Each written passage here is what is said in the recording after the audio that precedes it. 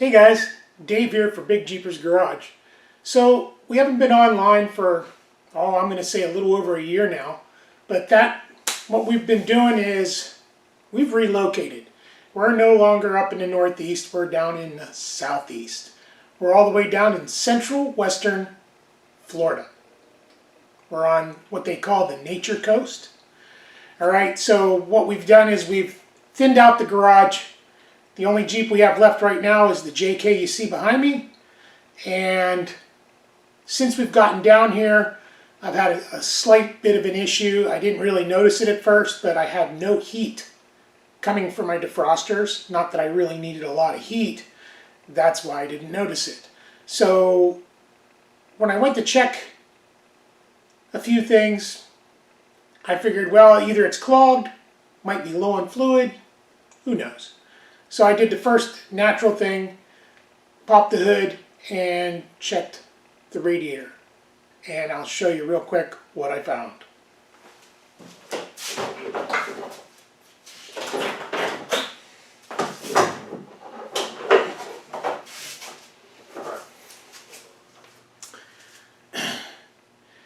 Now real quick, ever since I've owned this Jeep for a little over 4 years.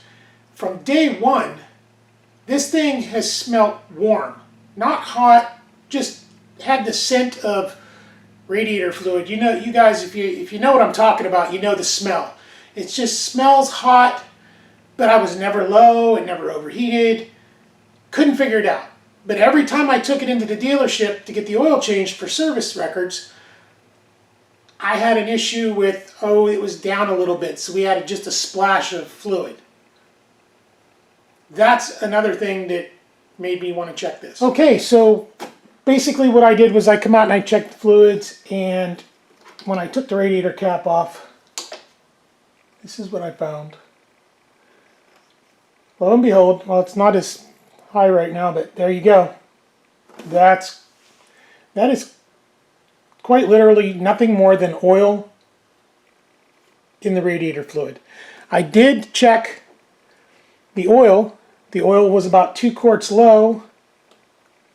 So when I found this mess with the oil in the radiator, I thought, oh my gosh, I blew the head.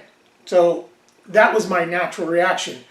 So from there, I checked the oil, which was about 1.5 quarts low, about 2,000 miles after an oil change, which is way too much oil consumption. But there was no antifreeze in the oil, which made me look elsewhere.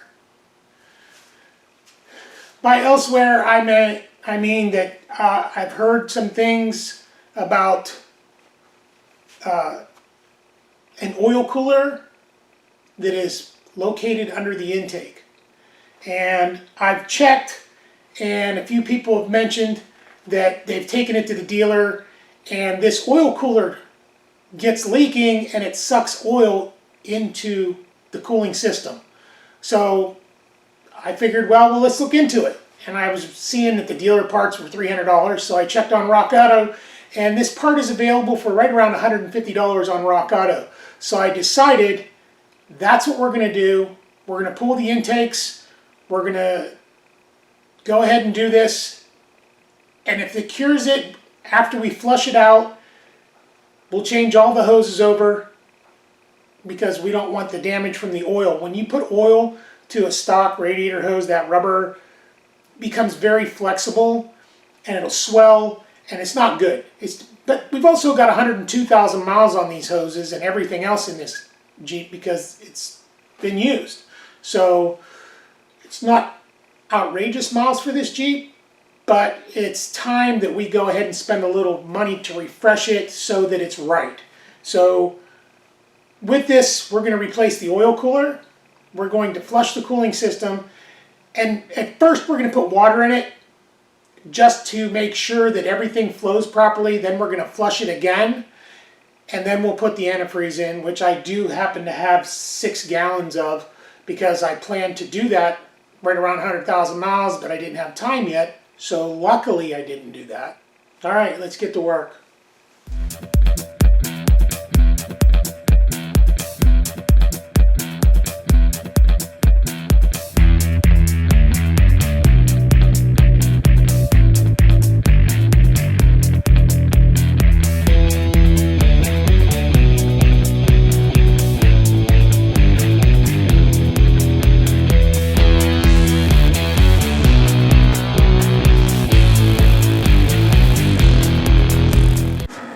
Okay, so we're going to start by draining our cooling system at the little petcock down on the bottom of the radiator. Now, if you can't reach from underneath or from on top, obviously, you just pull this little, there's a little plastic piece in most Jeeps. I still have the stock piece in mine behind this bumper. I took it out and I was able to reach back here with a pair of pliers and give it one full turn counterclockwise, opened up the petcock. Now, a lot of guys put a hose on it, but this is running directly down into my bucket down below here. And it already looks pretty dark, pretty nasty. Now we're going to take the cap off, open the system up, and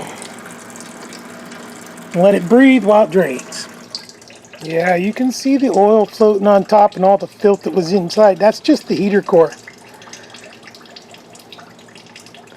I used this 3/8 hose connection and then another connection on a little brass barb on my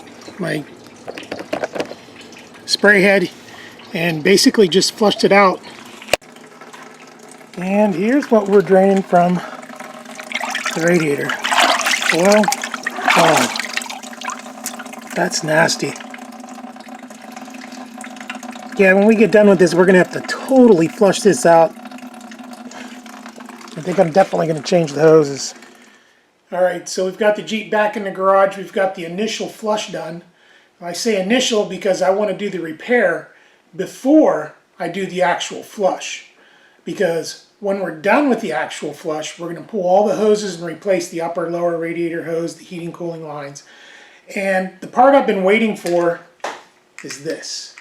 This is your oil filter right here, your oil filter housing, and this is a cooler where the antifreeze comes up through the bottom. And the problem area that we have is right here, this plastic piece here. Somehow it cracks and it bleeds from one to the other. This is the part I'm hoping is wrong. I'm not 100% sure, but I'm 90% sure this is it. And the price of this has been, if you go to Mopar, it's going to be around $300 just for this. And then on top of that, if you have the Jeep dealer do the job for you, it costs around $1,200 to have this done and flushed and replace your fluids and everything. So when we're done, we're going to have new antifreeze, new hoses, new cooler, new housing, and I'm going to be about maybe total $275 into this money-wise. Then my time, which zero, because otherwise I'm sitting around watching television doing nothing, you know, or surfing the internet, which obviously I like to do because I found out how to fix this.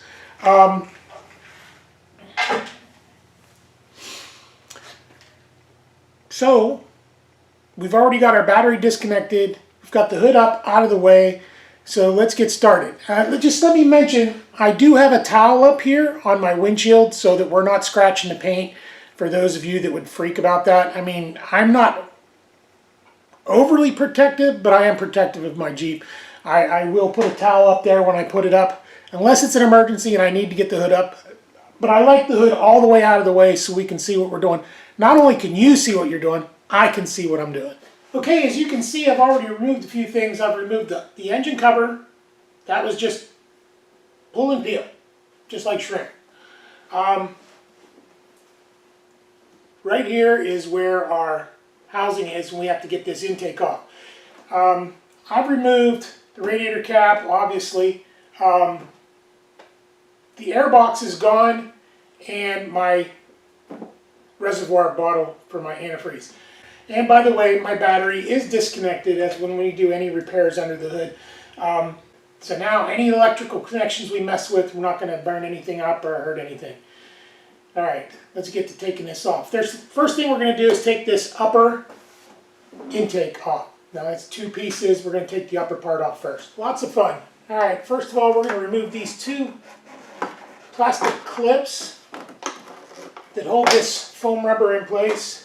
You need one of these. This is a body trim remover tool, and they really keep you from breaking those clips, and it makes it a lot easier. It's a lot simpler than taking a pair of pliers or something and pulling on everything. But this should come right out.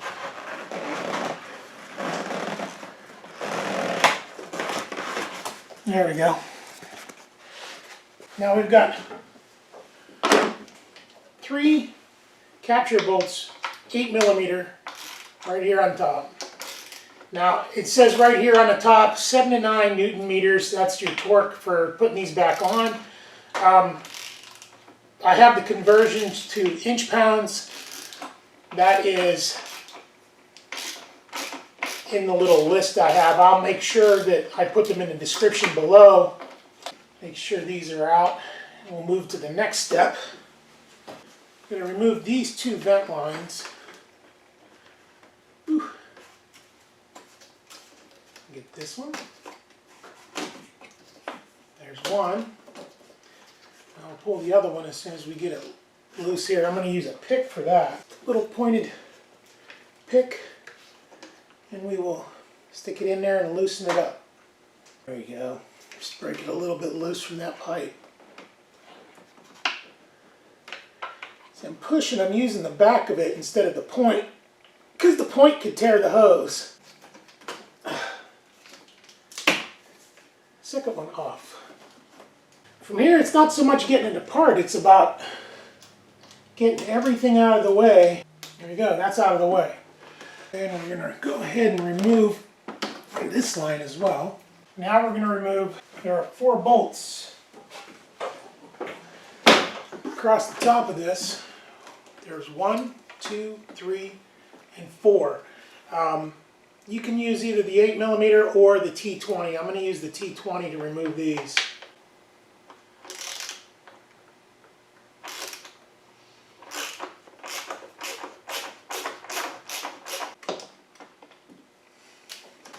Alright, if you've got small hands and you can get in there, that's great. But I just use these little adapters, and this U-joint here really helps you get in the back there. So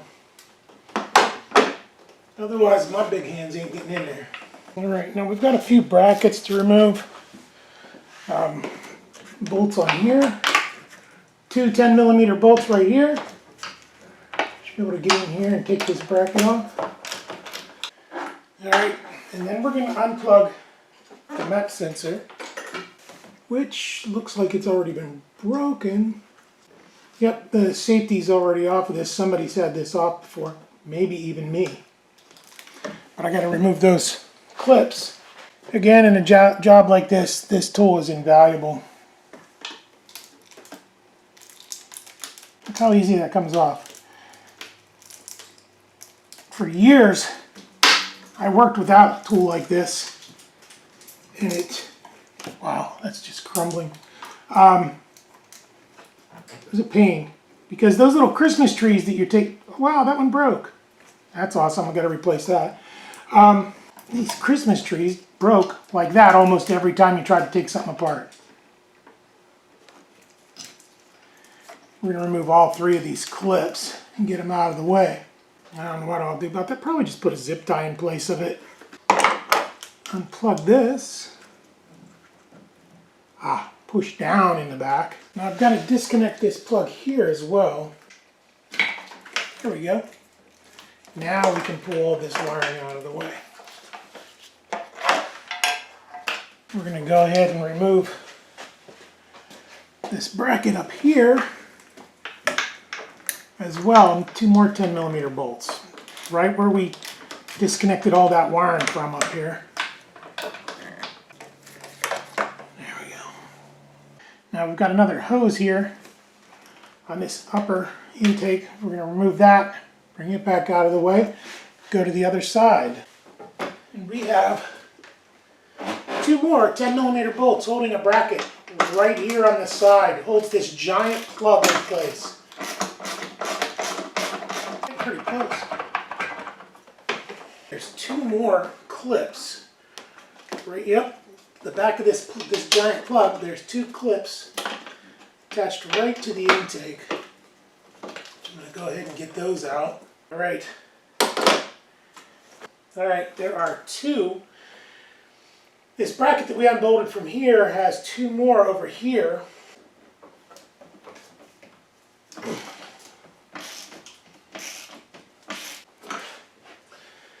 Okay, pull these hoses up, back. Now we can pull this bracket up and back out of the way, hopefully. Wow, there you go. Well, I'm going to pull these bolts up at least. Let's do that. Holds them up out of the way.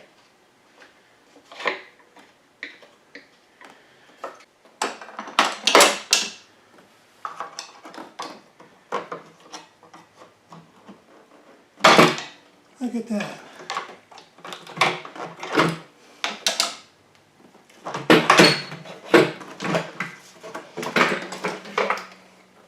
There we go. Upper intake is off. So when you have an open hole in the top of your engine, stuff a rag in it. What in the world?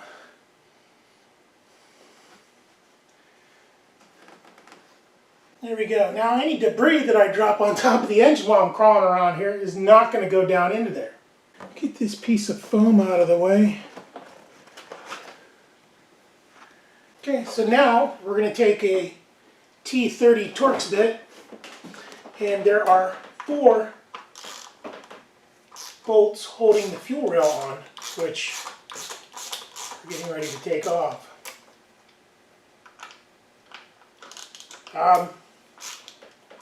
Should mention as well, when you do this, you need to replace these gaskets on the upper and the lower. These are, they come in sets. I think they cost like 25–30 bucks. I don't remember the exact price on them. I did order them from,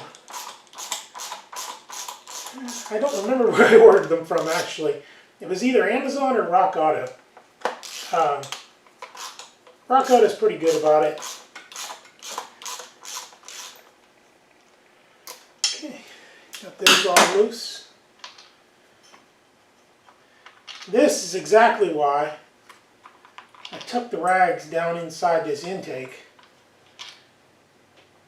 I dropped a bolt down in one before. It's just an ugly mess. Okay, now we're going to unplug all these injectors. They have the little red locks on them. You pull the red lock up, and then you push down on the band, the black tab, and it will pull off. So you just pull this little red tab back, then you push down on that, and it releases.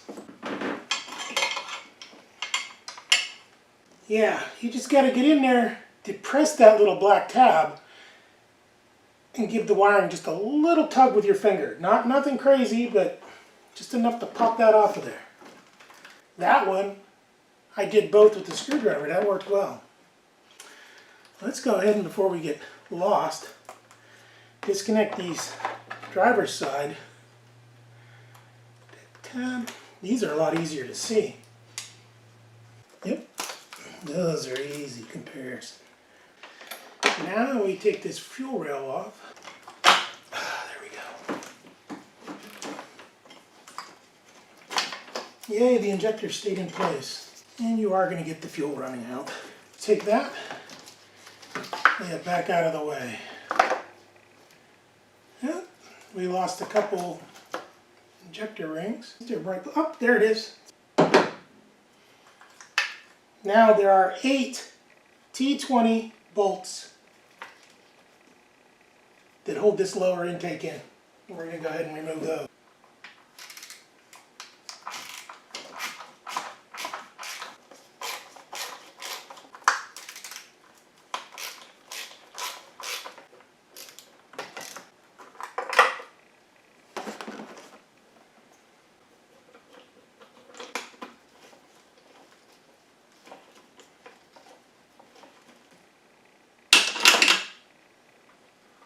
Alright guys, so it looks like my camera battery died before I could get everything else out. I removed all these clips from the injectors, was able to get the fuel rails pulled back, and there were a few more clips to remove, which makes this the most important tool in your toolbox for this job. There are clips everywhere. Clip into the back of this, like on this tab right here, there's one here, and there's some up on the driver's side that you have to get out of the way to get the fuel rail wires out of your way. And then you remove 8 bolts. These are T20. Yeah, I had to remember that. T20, 8 bolts. There's one right here. And there's 2, 3, 4. 1, 2, 3, 4 on each side. And then at that point, you'll be able to pull this out. By the way, this is the back, down where nobody ever looks to find clips. This is the hardest clip to get out is probably, no, it's not this one. But this one was rough because I was getting tired. So now we've got it out.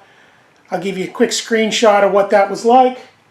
And it doesn't look too bad. It's a little dirty. We're going to clean it up.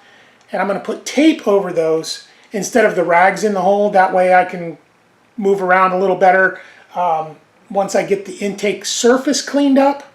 Don't forget, we're replacing the gaskets here and the gaskets here. The top and the bottom gaskets. Now, upper intake, lower intake, they're all on the lower intake, on the bottom and the top. Okay? So that's what you want to have your new gaskets for. We're going to clean that surface up. I'm going to get in there, tear it apart. Not really tear anything else apart more than what I've got right now. But like there's somebody here helping me. I wish. I'm going to go ahead, clean that up in there, and then I'll show you what to do to remove that oil cooler. There are 2 plugs on it and 1 hose, and we'll get those done, and then I'll be able to install the new one, and then I'll be back after I do a little cleaning. Okay, I'm going to show you on the new piece. There is a specific pattern you're supposed to use for loosening and tightening. It's kind of like when you use the star pattern on your wheels. You use the very front bolt. This is the front of the Jeep on the passenger side. Then the rear on the driver's side. Then we're going to go to the front on the driver's side. Then we're going to go to the rear passenger. And then this one here, which I'm going to call the middle passenger. 1, 2, 3, 4, 5. And that's the way you torque it down too when you put it back together. There we go. Down to the final piece. Got it all cleaned out, taped up. Now, there's people that say down inside here, you can fill them up with, if you have leaks, this well down here will get filled up with oil, and it will run out the back and make it look like there's a rear main seal, or it could run out the front if you're pretty heavy on the brakes, and it'll run down the front and they'll think it's the front main seal. And it's actually this box leaking oil onto this well inside the engine. And it just pulls up. It'll fill up almost 2.5 inches deep and just run down the back of the engine. So anyhow, what you have left now is that one right there. Already disconnected that. I got to disconnect the other one, and then the hose. Then I can pull this unit out using that pattern I showed you just a second ago and put it back in, torque it down. Again, I'll have all the torque specs in the description. And change your oil, change your fluid, your antifreeze, and that's after you put it back together. And should be fixed. I'm hoping this is my issue. I hope it's an internal issue in this. I won't really know until I drive it. Okay, one thing I did forget to mention. These bolts are external Torx. So this is an ET8.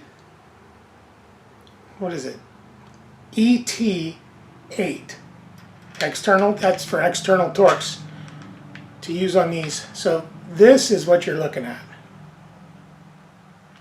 because this is the bolt.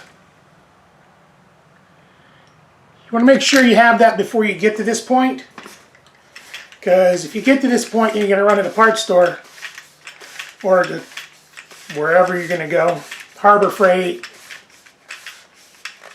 Sears, wherever you get your stuff, or the Snap-on tool guy. This is an important part. You don't have to buy the whole set, although I would, just because I'm a tool junkie.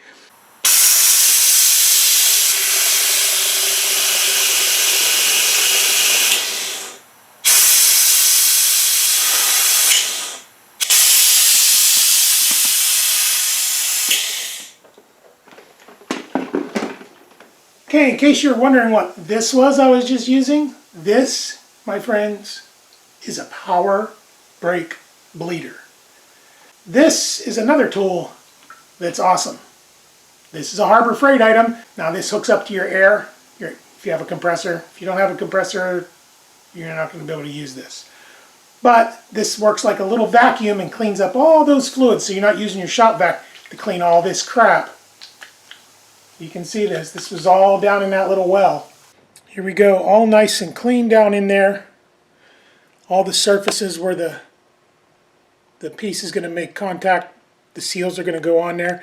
You can see down in here, if I can get the light right, how the fluids just build up in there. That's pretty deep before it would even leak out and show anything. And I didn't have a leak. This was dry until I pulled off the injector rails and it dumped fuel down in there. So, and then when I pulled all the hoses, I had coolant leaked down into there as well. So I didn't have any oil leaking in there. But it's all cleaned up now and ready to put the piece in. Okay, so when you go to put this oil cooler in, right here, this piece doesn't sit on top. All these other seals sit on a flat machine surface. This goes down into the hole. This is the piece you have to worry about getting down in. So make sure you put a little lube on that, and that'll help it go down in place. Another thing I did was I took this hose and I disconnected it from the pipe, and the pipes are missing right now. I took them out of the way so I could get easier access. That way I don't have to reach down here and put this hose on afterwards. That hose clamp is a lot easier to put on with the unit out.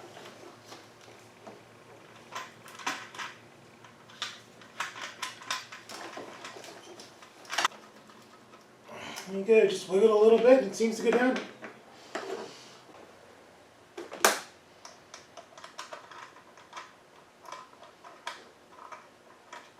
When you tighten these, you have to go back to that pattern that I mentioned earlier for the 5 bolts. Now I'm not tightening these down yet, but I am making them finger tight. Make sure we're not cross-threading anything. You don't want to just throw the ratchet on there and start tightening down, because you might cross-thread it.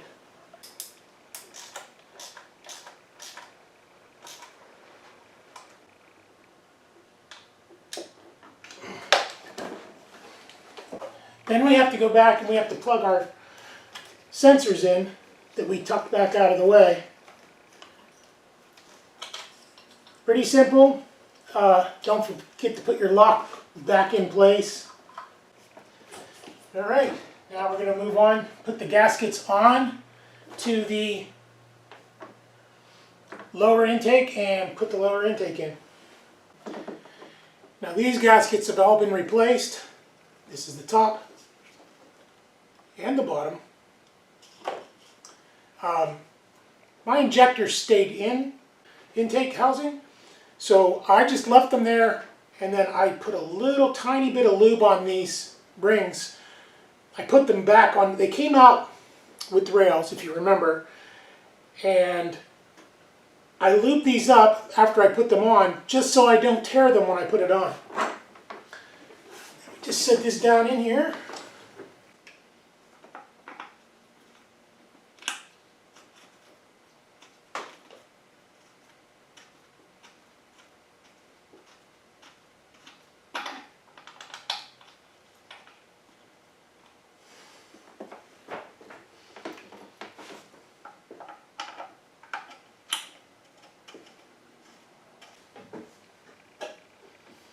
Alright, so we've got the lower intake in place, torqued down to 106 inch-pounds.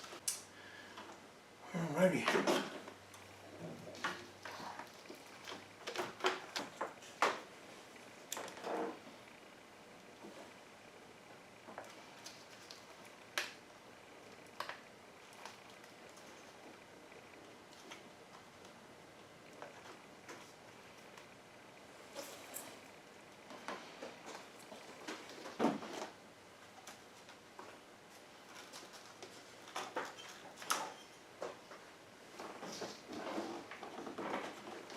Okay, now getting that fuel rail on was a lot easier than I suspected it was going to be. I've been awful intimidated tabs on by these because of the O-rings. I had a problem years ago where I worked on a vehicle and I took them out and I knew nothing about them. I ripped the O-rings, put it back together, and it basically just about burnt the car up.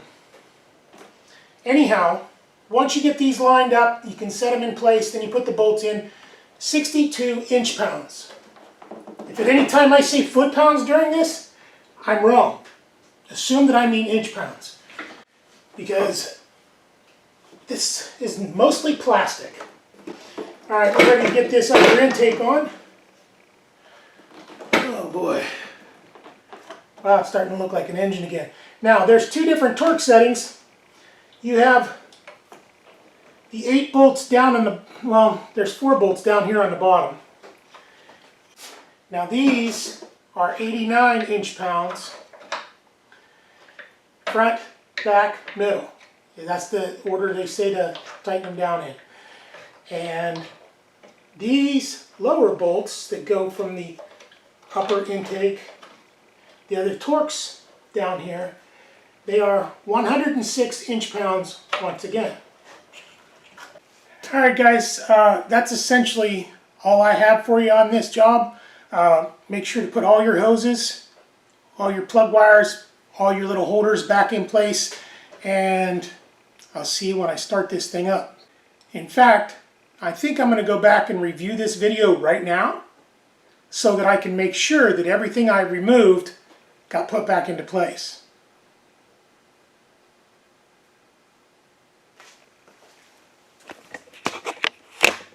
Click like, comment below. Make sure to subscribe and follow along. Alright guys, as an update, we're 1 month out.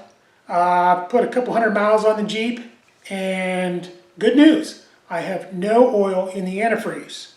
I'm no longer losing my antifreeze. My oil levels are staying good. I have heat now. Some of the things I did was completely flushed the cooling system twice. Once with just water, and I ran it for a day or two, flushed it again with water, and then I did a chemical flush because I still was not getting any heat. But man, when that broke loose from the chemicals, that stuff came out, it was horrible. My heater core was horribly clogged. So after we got that all done, we changed all our hoses, changed the thermostat and housing because that is one unit, and then we refilled it with the proper Mopar antifreeze, and we are now good to go. Alright guys, that's all I got for you. Have a nice day.